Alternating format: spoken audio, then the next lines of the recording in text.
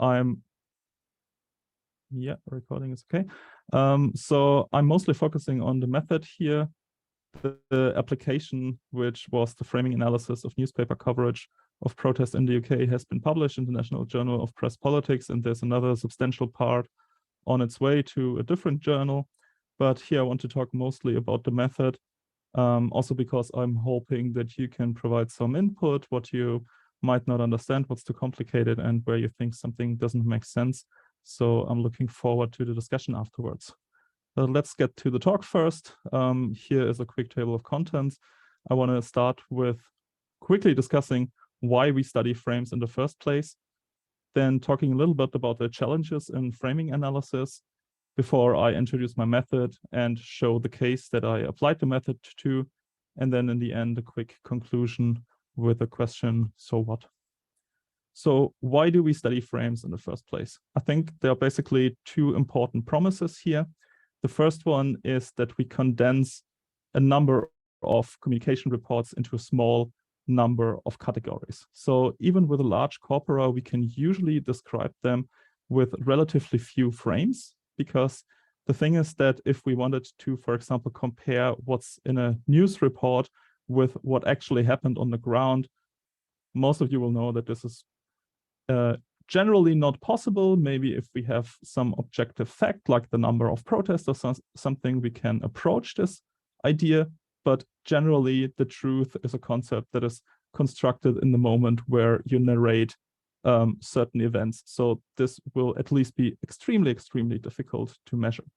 But framings are supposed to be a little bit easier because it basically consists, so framing consists of pre-selecting some facts and emphasizing some information while disregarding other.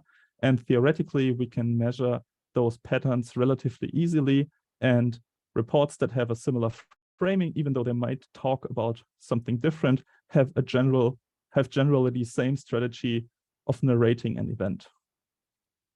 And then the second promise is that framing connects research on content creation, content, and audience effects. What do I mean by that? When we study frames, we can study on the one hand, how do actors frame an event? So how do journalists, for example, what information do journalists select? Then we can study what kind of information is in the content. And afterwards, we can study what this information does to an audience. So you will be aware that audience effect studies often use frames, and they show a test group one frame, ask them questions, and another group another frame and ask them questions and compare on average, like how different are these groups after reading some media reports. And because framing can bridge the gap between these fields, I think it makes each of them more influential, more relevant, and it makes more sense. So usually when we analyze content, we think, at least implicitly, we do this because this content has some effect. When we then need some theory, we can look at how framing influences audiences and construct our theory from that point of view. However, there are two big problems with framing analysis today, I think. The first one is that there's no consensus on how to operationalize frames. Many people have tried different approaches, but the problem is that they are usually incompatible, and that makes results also incompatible sometimes. So if you measure a completely different concept of framing to someone else, then your results might not be, it might not be possible to discuss your results against the other ones at all. So, and then we have another problem that even theoretically, there's uncertainty on what exactly frames are. There's the somewhat famous split in framing research between people who study broader frame categories, such as episodic frames and thematic frames, which theoretically apply to all content like ever. And then there are the more targeted emphasis frames, which I also study, which highlight what I said before, that some information is highlighted over others. And this is usually rather case specific. So even there, with the operationalization, there isn't any consensus. And then the second problem I see, there's no clear pathway yet on how to use text as data methods. There are some approaches which look pretty promising, but overall we haven't come to any conclusion what approach is best here and where exactly to insert the text as data method. This is interesting because some of the very first computational text analysis was done on framing research, but this has largely been forgotten as far as I know. And the problem is that many of these concepts that have been used, the question remains always, is this true to the concept? And is this actually valid research or framing, or do they actually measure something different? So I was thinking about these two problems for a long time, for a couple of years, I think, until I finally had this moment where I realized that when talking about framing analysis, we are talking about really two essential steps that are different from each other, and people often approach only one of them. So I start with the second one, which is frame coding. Here, I think methodological work has already produced some really great insights. And I think the best approach to measure frames manually are indicator questions. Essentially, you are interviewing a text, which does itself not really know what frame it is, so to speak. And you can compare this to, for example, interviews where you want to find out if a person has anxiety or not. You don't just ask, do you have anxiety? Because that person might not know or might not have been diagnosed with it. You instead ask, for example, are you nervous sometimes without knowing the reason, or do you have trouble sleeping? Something like that. And then you decide based on a set of rules if that person has anxiety or not. Maybe you say that if someone answers 5 out of 10 questions positively, this person has anxiety. And the indicator questions work very similarly. Usually you say that if 1 or 2 questions in one category are answered with yes, this text is using this frame, right? And then you can use this manual coding to train supervised machine learning classifiers. So you use NLP methods and machine learning to replicate the manual classification, basically. And I think here overall in that second step, the gap is relatively small and also narrowing because computer scientists are throwing a lot of time and resources on this machine learning problem. And it is constantly, like the methods are constantly improving. While they might not be perfect, I think they're often good enough for framing research. So I think we're more or less fine in this regard here now. However, the first step is rarely talked about, and I think we have a lot of problems here, which is frame identification. So you first need to identify the main frames before you can code them in communication. But it is often not super clear how these frames came to be, or if they really constitute like all of the main frames in a discussion. So one of the methods here is in-depth qualitative approaches, and they usually do a great job of explaining in detail what a frame consists of. The problem is that this makes it sometimes hard to code later. So people might point on something that is rather hard to measure, or it is not super clear what they mean with some aspect of framing. And it generally makes the transition, at least between frame identification and frame coding, rather hard. Excuse me.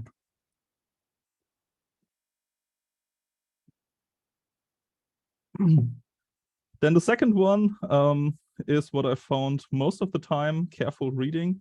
This is, of course, a complete black box. We don't know how these people came up with a number of frames, and it's usually really hard to reliably replicate any study that has done this careful reading. So usually when 2 people use this method, they come to a different conclusion how many frames there are in a discussion and what the main aspects of these frames are, which again makes this rather hard for replicating and also for frame coding. Then we have inductive computational approaches. Here the reliability is high because if you feed a computer the same data and use the same algorithm, you will come to the same conclusion. However, it is not always so obvious if these are also valid approaches. If you think about the most famous one, which is topic modeling here, then the problem is that topics might be frames sometimes, but they're definitely not always frames. So there's a good paper by Nichols and Culpepper here, which discusses this and which largely repeated my my own findings here, basically, that if you have a really narrow and clean data set, for example, on the abortion discussion in the US, then you can actually use topic modeling to find the frames, because you will find subtle differences in wording. If you think about pro-choice or pro-life, you will see that these two different frames can be probably identified relatively easily using LDA. What I found for my application, which is protest reports in the UK, is that LDA split up this corpus into anti-war frames, or anti-war topics, I don't know, or student protests and so on. So I had the different categories of protests here, but it was far from looking like anything that could be described as a frame. And I think this will usually happen if you have a corpus that talks about many different topics. So it will pick up topics here and not necessarily frames. There is a relatively new approach, which I always forget what it stands for. Let me look at my notes. So the analysis of topic models networks by Walter and Opier, shortened to Ant-Man, which I find hilarious here. And here the idea is basically that you take topics and look at them through the lens of frame packages. So you basically combine different topics afterwards and say those constitute a frame. Or you do community detection to find topics that are close together and you call them frames.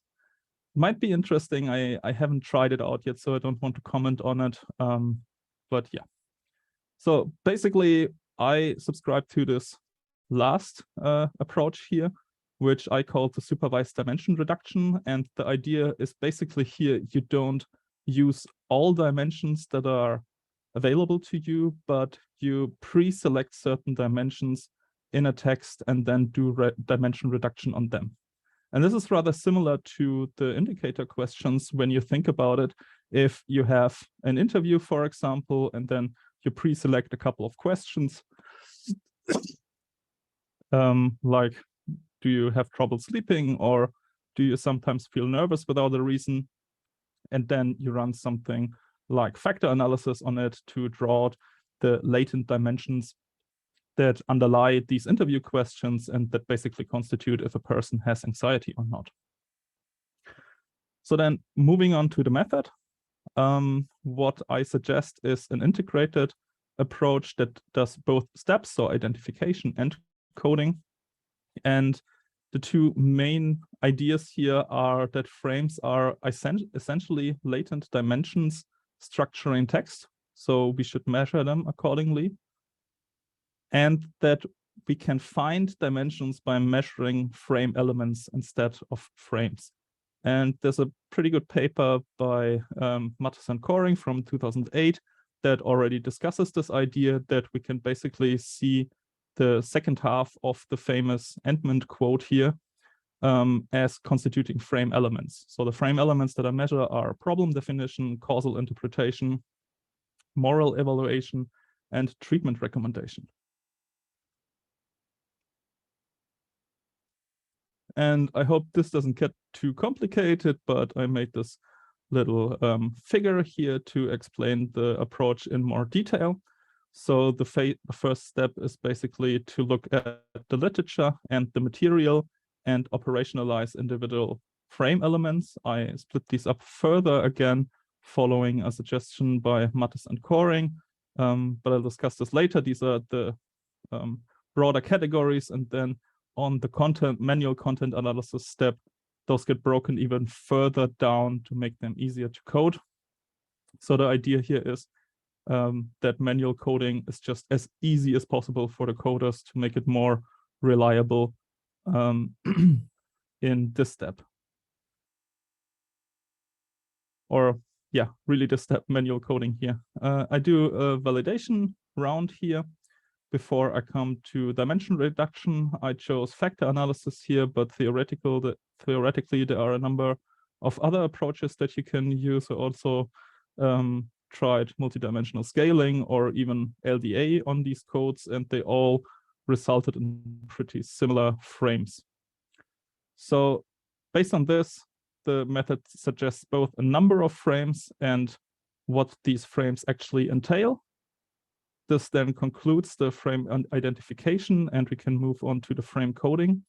I use the same already coded material, so you can choose 500 or whatever many newspaper articles or whatever documents you have, code them manually, do factor analysis on them, and then also use the same documents to train models. So factor analysis will deliver factor loadings, which describe the frames, and factor scores, which describe documents and if they contain a factor or not.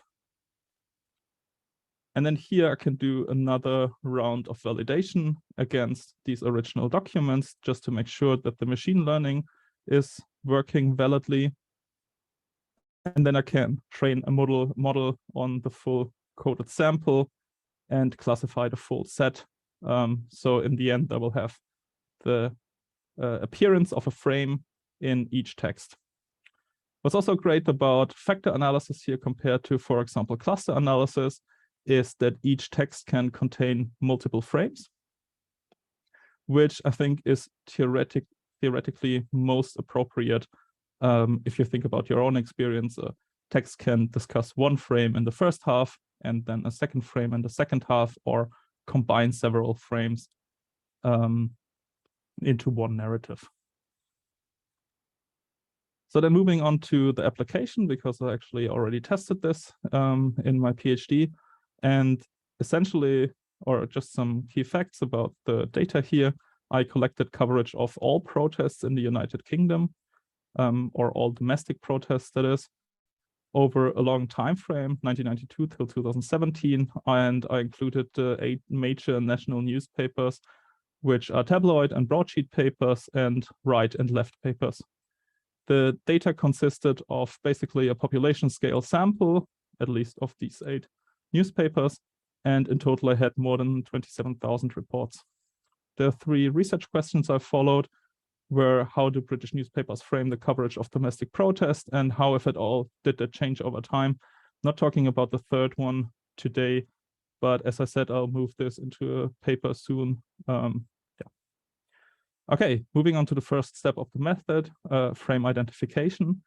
This is an example data structure after the coding. So essentially here I have different texts, and here are the content analysis codes that I used. So you can see that in this first text here, it didn't discuss the cause of the protest at all. The second text discussed it in two-thirds of the paragraphs. This one, 80%, 83%. And then the first article here mainly talked about violence and crime. Problem definition was split up into topic and actor. And here you can see that this talked mostly about protesters as the actor. And here again, you have a fraction because different paragraphs in the text talked about different actors here. And this goes on, moral evaluation, causal attribution, and finally treatment, which was just, should protesters go home? That would be negative. Or is the protest actually good? That would be positive.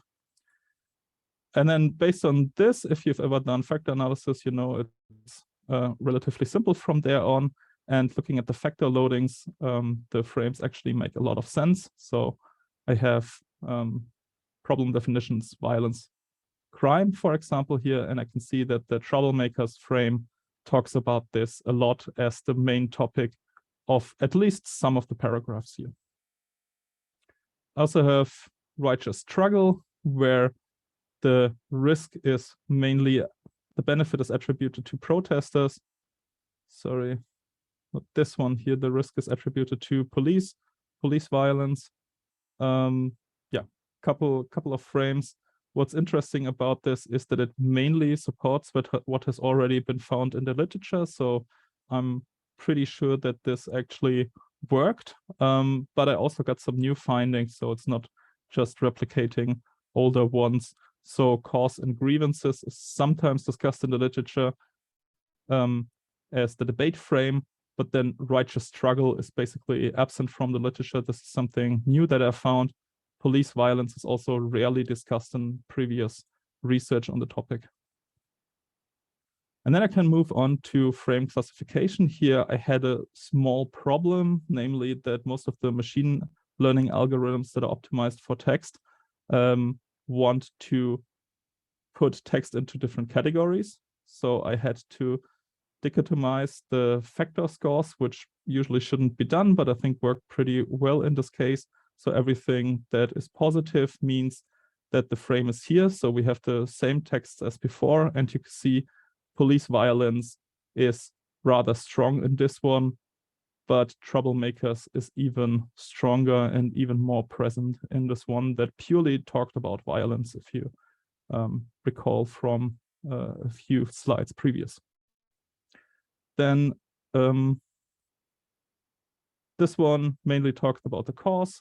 And so you can see that the factor loading for cause and grievances and for righteous struggle are pretty high, while most of the others are rather low. So then using this, dichotomizing this first, then training machine learning algorithms, I was able to achieve some pretty good scores here. So usually everything that's maybe about above 0.7 is considered reliable, and here most of them have above 0.8 or 0.99 precision and recall are also pretty good. So overall, I trust these.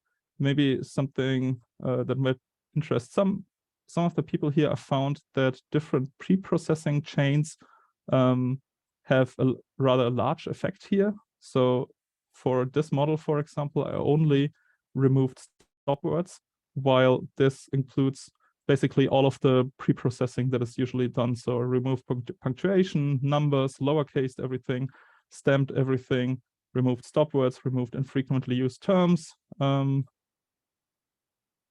Yeah, T is TF-IDF.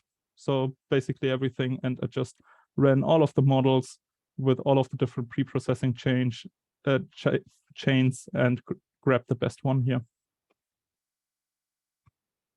Right, and then I come to my results. You can see that the change over time doesn't look too pronounced here.